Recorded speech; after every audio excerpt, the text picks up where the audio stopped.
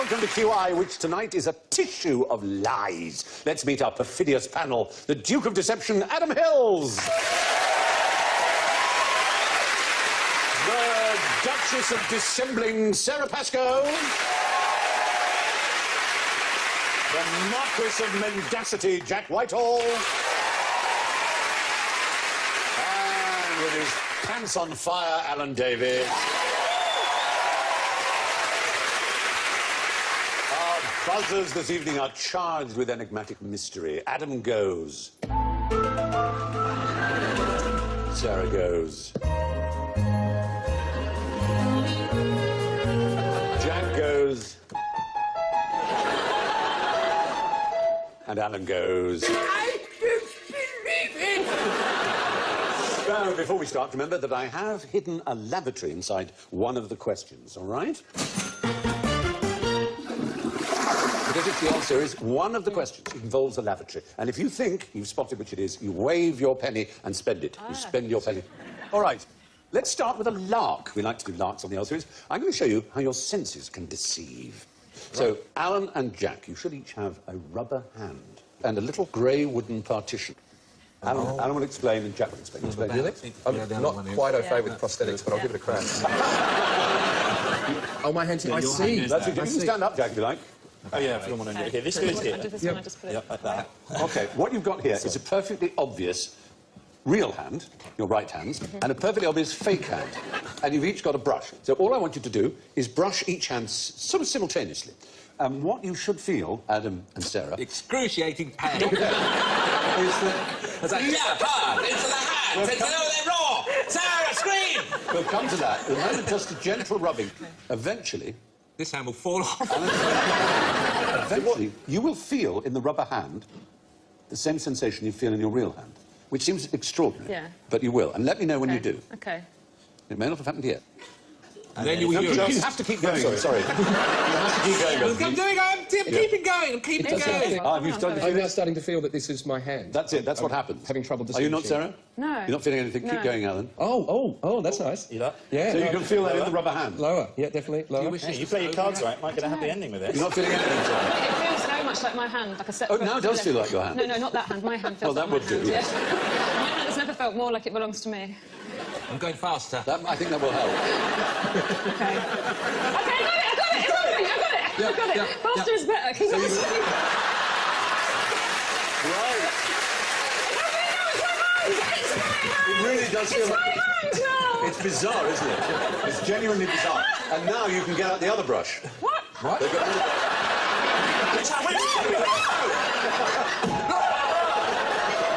That's amazing, isn't it? It is amazing, because I didn't believe it was going to happen. No, you didn't believe. That's what's so good, is you really didn't believe. It doesn't matter how much you know your hand is fake. It doesn't matter how much you know it's rubber. The effect works. You see it, you see that it's a clear fake, but extraordinary that the brain overrides what it knows with what it feels. That's to say, the cognitive side. That's not that he's just next to a slightly malcoordinated man-child with a rubber hand. We can show you a replay of Adam's reaction here, because we've actually got it here. If you watch this, here. Oh, that shot is awful.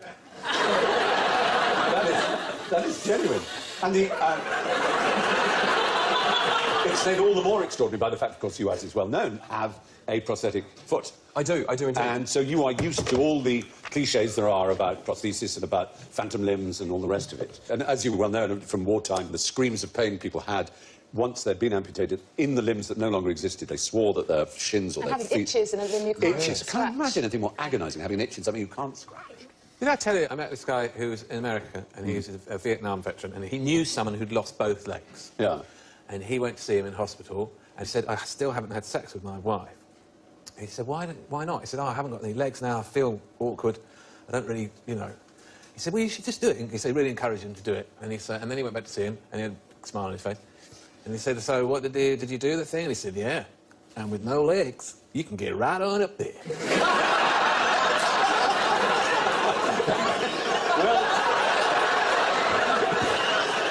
It's one of the unexpected advantages. There you go. I'm cutting off my legs this evening. Oh, goodness me. But the point is the brain has a mental map of the body from birth, and even if that map is distorted by an amputation, it takes a lot for the brain to lose its sense of where everything is. It can be fooled, as the rubber hand showed you. Now, which room in the house would you keep these in? Or just push it. In the library. Adam is about to score points! Yeah! Yeah. Very good. That's a penny well spent. And can I just point out, in Australia, that's $2.50. Well, if you have a look at the picture again, there's actually English literature books. And this, I'm afraid, is a French chamber pot, or commode, if you prefer. And they liked to shit on us and our literature. Oh, just leave it. They can't do anything else. Yeah, When you because- open the lid, does it go, ugh? Yeah. Shit on you, exactly. Because I can't beat you in a war, I will poo on your books. Boy, for sale. But perhaps the most impressive invention in recent times for your lavatorial wants... A helicopter. Well, Jolly Go briefcase. It's Japanese, of course. Yeah. How much better do you get than that? It's just simply superb. It's got everything you could possibly want, including a newspaper to leaf through. Your easement is taking a bit of time. And I've always felt really sad when I leave a toilet. Like, oh, we've become such good friends. I wish I could just pack it up and carry on. No, It's I got a can. generously equipped ceiling lid. You can quietly and discreetly go about your personal business any way you please with a fold-out leather privacy panel, which tucks away neatly Yeah, it to looks the like it side. hides you completely, that panel. A small tray with... What's that suitcase just sitting there? It's got a small tray with a cup holder. Oh, great. So I don't even have to throw away my drink. Cup holder, you're right. You see, that's like Homer Simpson, isn't it? But do you remember that episode where he bought a huge RV? And Marge said, oh, how many? He said, but Marge, it's got 6 cup holders. 6! Men like cup holders. There's just something so great about them. It's got a vanity mirror. I like the leather finish. Yeah, refillable hand sanitising dispenser. Maximum weight capacity is 80 kilos. Exceeding the recommended weight will void all warranties. 80 Yeah. kilos? You're going to get an elephant to shit in it? But it's- Oh, you're going to get 80 kilos? I does weigh look less than 80 extraordinary. kilos. I know. I really need to go. It may result I'm going to exceed the limit! It may result in rupture of waste tank, possible bacteria contamination of briefcase contents, and massive stench. So you don't want to do that. Assuming you haven't emptied it for a You'd year. have 2 suitcases when you turned up to meetings. And everyone would be like, Derek, why have you you got got 2 it wrong. suitcases? No reason. And then he just hides behind You the leather accidentally panel. went, I peeked through the figures and what? Massive stench! Massive stench! How did the meeting go? Oh, it was going fine until I got the bog out. Alternatively, you go the other way. Thanks for letting me use your toilet briefcase. Oh, I don't have a toilet briefcase. I ought to say that the 80 kilos includes the person sitting on it. So I think Oh, right. I would break it. I have a horrible feeling. Maybe they... That changes everything. That's the Gotta Go briefcase. And it's yours, I'm sure, for a very reasonable price. Now, what's this guy on about?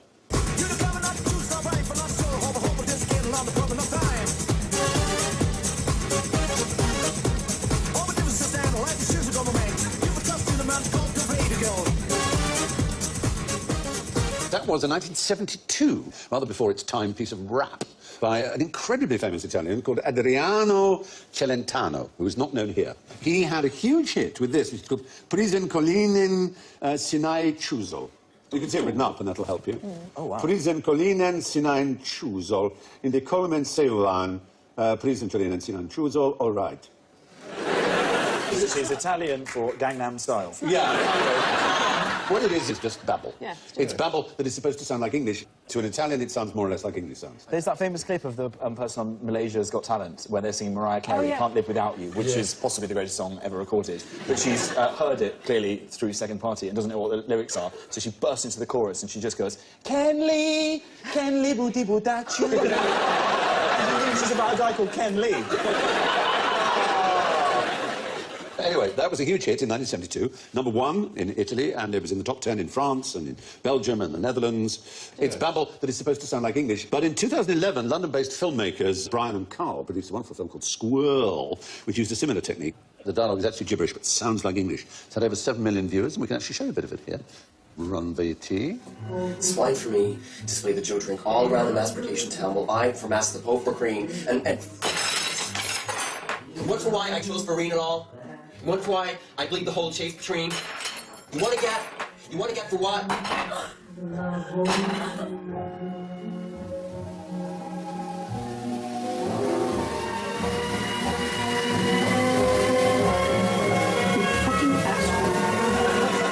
That wasn't gibberish, but we've got them here tonight. Brian and Carl, thank you very much. One of the hardest things to do in the world is to talk gibberish without it becoming... Did you actually learn your gibberish? We did, yeah. Yeah. Did you imagine that there was sense behind it? He thinks she's forgotten his birthday. Is that what? That's one interpretation. I'm not an actor, but Fiona, who's in the film, is an actress, and so she needed to know what this was about. She needed the intentions, but I think it was important to kind of have a sort of sense behind what we were saying. It was a lot like what you were talking about with the Mariah Carey, Ken Lee and stuff. We sort of had the sentences and then kind of garbled them and kind of wrote down the garble as it came out. I understood more words in that clip, though, than I did in 5 series of The Wire. And are you Australian, but? Yeah, I'm Australian, Yeah, I thought so. Yeah. Because we have a similar thing that we do where we don't use words. Do you think I haven't noticed? Yeah, exactly. You have another thing you do, which is sounds as if you've got heartburn.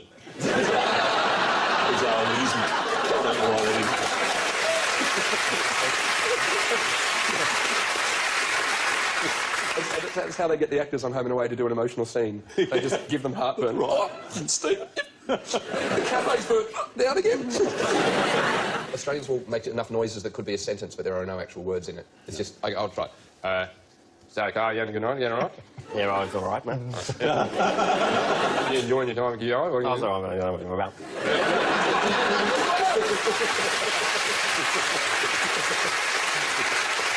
Also, I have a similar thing that I can do with posh people. This gentleman in the front row here, blue trousers. There you go. Sorry, that's wonderful, Brian and Carl. Thank you very much indeed. Very welcome.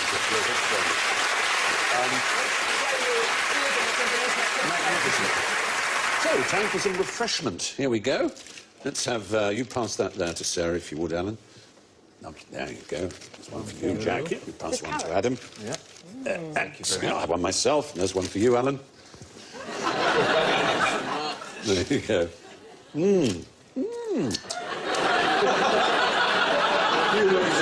You've done this before. So, Make it up right first. All right. Come on, let me talk to it. Come here, you. Oh, you look lovely. You're so cute. I don't think I'm going to be able to manage it. Oh, there you are, yeah. hey! What do you think these were once used for? What were carrots used for, or particularly these ones on sticks? Well, not ones on sticks. Waving in tiny aeroplanes? Is it like what Gwyneth Paltrow gives her kids? They probably are.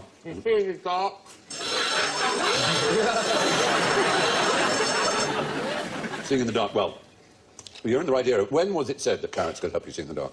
At night.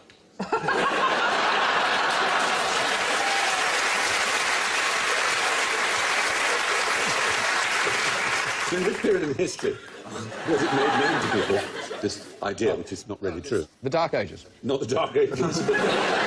Everybody discovered vitamins. Yeah. Well, that wasn't until the beginning of the 20th century. Because vitamin A is the key, helps your eyes, doesn't it? Vitamin A does help you. So it must have been around about then. Well, it was really... It must be so hard being a rabbit. I would never get any talking done. Oh, so just stay in the hut. What are you doing? Oh, come out with a bloody carrot. The problem was, in the Second World War, we would run out of... Put it away. Concentrate, Stephen. That's what I need to do. It looked like the world's worst burlesque dance. So in the Second World War, there was a very great shortage of sugar, and there was a big surplus of carrots, and so they put it about that carrots helped you see in the dark. I did say. And, really love carrots, so they made sort of ice creams, as it were, out of carrots to try and make them attractive to children. There is a certain amount of sugar in them. As you could probably tell, they tasted a little sweet, didn't they? Yeah, it was lovely. And there was a group captain, John Cunningham, who was responsible for a very daring night raid over Germany, and they gave it out that what allowed him to do it was the fact that he ate carrots. In fact, what they were really doing was disguising the fact that they had on board aircraft radar. They had radar on board. They didn't want the Germans to know. The Germans knew we had ground radar, not that we had radar on board. So they sold the aeroplanes. carrot story to the Germans as well? That was the idea, both to get children to eat their carrots and maybe to get the Germans to believe that it was carrots that allowed our bombers to see over those... Wouldn't it have been more beneficial if they'd said the reason our pilots are so good at seeing at night is because they eat slightly undercooked chicken? You should have been working in British intelligence. You're just the kind of chap we need, Whitehall. Now, how does the what the hell effect work? WTH? Yes. This is relevant to people who are dieting or sometimes people who have abuse, substance abuse problems and things like that. So it's when you're being quite Stop strict with talking yourself. about me for a second. Yeah. It's when you're being very strict with yourself and you think you've slipped up in a slight way. So you're really, really hungry and you have a biscuit when you're on a diet and then you go, oh, well, I've ruined the diet now. I've had a biscuit. I'm going to finish that packet of biscuits and do some crack. Tell me about it. I'm going to cross the evening and start You're again so tomorrow. right, because you think you've fallen off the wagon, you I've might done as well everything just... wrong now. I'll get a tattoo. Yeah. There's people who say, well, I was very good yesterday, and I've been good today, so tomorrow Black Forest Gatto for breakfast. I mean, that is certainly a what the hell effect, there's no question about that. There is another what the hell effect, but yours, I think, counts, unquestionably. This is used by Dan Ariely and his partners at Duke University in North Carolina. And what it describes is how when someone has overcome their initial reluctance to cheat, subsequent dishonest behaviour gets easier. And he tested this with college students who were solving maths problems for money. And when his back was turned, they could cheat. And the more they saw they got away with it, the more they cheated. But what was interesting is the scores were not inflated by a few students who were cheating a lot, but many students cheating a little. Cheating, in that sense, is infectious. You go, what the hell, I can do it, so you do it. But animals, interestingly, animals can cheat. Coco, who is a wonderful gorilla in California, once tore a steel sink off a wall and then used sign language to tell her handlers that the cat had done it. Yeah. Real childlike fib. Well, he was the cat. That's it, yeah, the closer you get to human beings, the Perhaps more alive. even more famous Nim Chimpsky, about whom a film was made, who has a really developed sign language. She used to duck out of sign language lessons by saying she needed to go to the loo when she didn't. She'd say, oh, I had to go for a pee, like that, and then she'd go off and you'd see her not going for a pee. Or him, rather, in this case. So animals are capable of deception. So maybe we should only eat animals that can lie. Well, lying seems to be a sign of intelligence, I'm glad to say, as an inveterate liar myself. Ariely, this man who did the work on the what the hell effect, he found people who score higher on psychological tests for creativity are more likely to engage in dishonesty. Anyway, there we are. We are who we are because we cheat. The what the hell effect describes how, after the first lie, the others just keep coming. So, now I want you to be thoroughly dishonest by pretending you don't know you're going to get a klaxon. Because it's general ignorance time. Fingers on buzzers, please. What are deserts mostly made from? Yes, sir. Sand. Oh, thank you. You'd think, wouldn't you? Yeah. Not the case. No, only 1/3 of the world's land surface is desert, and only a small proportion of that is sand. North American deserts are around 2% sand. No more than that, there's Monument Valley. Globally, on average, only 20% of all deserts is sand, a fifth. The remainder is made of rock, shingle, salt, or even snow. And camels. And camels. Camel Lots poo. of cigarettes all over the desert. The driest desert in the world is... The Gobi Desert. No? Any thoughts? Antarctica. Well, there's an argument for saying the Antarctic is a dry desert. It doesn't rain there. But, yeah, it doesn't. But Atacama is considered the driest land desert. Some weather stations there recorded no rain whatsoever, not one. What a boring job. Yeah. The largest desert on Earth is Antarctica, even though much of it is under snow. But the one area that is the driest, man who shouts a lot, are the McMurdo Dry Valleys. It's Red Indian now. Yeah. And they consist mostly of... They consist... Man who shouts a lot. The McMurdo Dry Valleys are so dry that dead animals mummify rather than decay. So, it seems that if you want to identify a desert, the best way to do so involves looking at the rain, not the sand. How did the Vikings bury their dead? On a boat. On fire. Oh, on a boat on fire, Jack. No. In the ground. Yeah, more or less.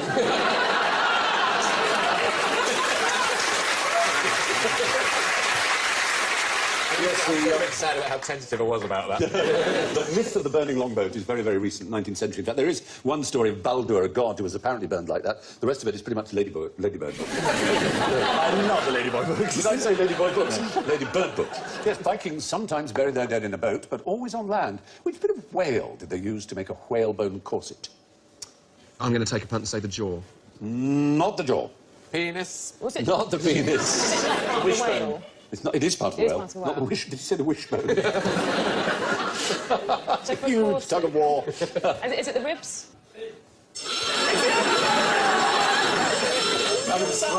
Who said the ribs? I did. Sorry about that. No, not the ribs. No worries. I think Shouty Man had it again. Show. This is not that thing with James Corden on Sky One. Thank you very much indeed. My show. The answer is, oh yes.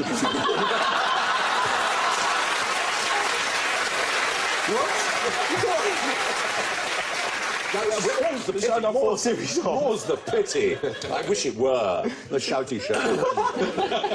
With the drunk cricketer. Yeah, that one, exactly. No, I think they were shouting the baleen. Does that mean anything to you? Oh, the thing in the mouth. Yeah, the sieve in the mouth. There are two types of whale, baleen whale and toothed whale. And the blue whale is an example of a baleen whale there. The baleen is, in fact, keratin, the same thing that our hair is made of, our fingernails, or rhinoceros horn is. And it makes it wonderfully pliable. It's like it was the plastic of the 19th century, essentially. Right. There was a Mr. J.A. Seavey trading out of Boston who offered 54 different whalebone products. Whips, parasols, umbrellas, fishing rods, canes, hats, divining rods, riding crops, ferrules, brushes, mattress stuffing, back supporters, suspenders, billiard cushions, springs, pen holders, shoe horns, tongue scrapers and policemen's clubs. Wow. That is a good Saturday night. Empty your pockets. But real whalebone was used for something else. It was a cheap substitute for ivory. And you probably know of the carving that was done on it that sailors used to do. It had a particular name. I do not know the name of that. Oh, we're going to ask Shouty Man again. Yeah. Scrimshaw is the right answer, yes. Scrimshaw. Very clever shouty man. He's a smart shouty man. It may be a whole series of organised shouty men, I don't know. We're very impressed by them. They may have to get a score at the end of the game, that's what's worrying me. Yes, scrimshaw is, you know, that very carved whalebone effect, sometimes done on horns. I mean, amazing, something. I mean, even a whole desk was once done out of whalebone, because whales are big animals. Yes, most whalebone was not bone, but baleen in the 19th century equivalent of plastic. Can you name a blue sea creature? Alan. Oh! Yes, Jack. Shouty man, drop it like it's hot. He's mine! Is he going to fall for our trap? It's the right answer! That's the fastest I've ever been on the draw as well. Quick, and it still wasn't broke my buzzer. We thought you might be so afraid you'd say not the blue whale. No, I was pretty sure. You're pretty sure it is blue. I mean, it's as blue. I mean, it's not very blue, but it's blue enough to call blue. Bluer than most things, isn't Well, it? it's all certainly relative. is. The colour spectrum's different underwater, isn't it? It's Stephen? quite a common colour. It's quite a common colour amongst Gibberish folks that understand all of that. Absolutely. Thank you, Liam. Adori is blue. There's the blue marlin, which is pretty blue. Adori is blue. Yes, the blue starfish you can see is jolly blue. Blue marlin there. Blue Man Group. And, so the grey whale is pretty grey, the humpback is pretty grey, the sperm whale is dark grey-black, but the blue whale, as you can see, is jolly blue. There it is, bottom right. I see it. Yay! Your favourite whale. Would we lie to you? Blue whales are blue, pretty much. Well, that's our last tissue in our box of lies. It's time for the unvarnished truth with the scores, and it's pretty bally fascinating. In last place, with minus 19, but with a tremendous performance and a wonderful last rally, Jack Whitehall! With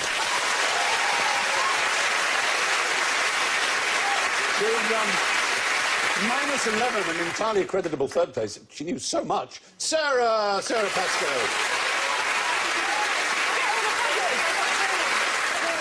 From minus 8, second place, Alan Davis. And a staggeringly secure first place on plus 14, Adam Nichols.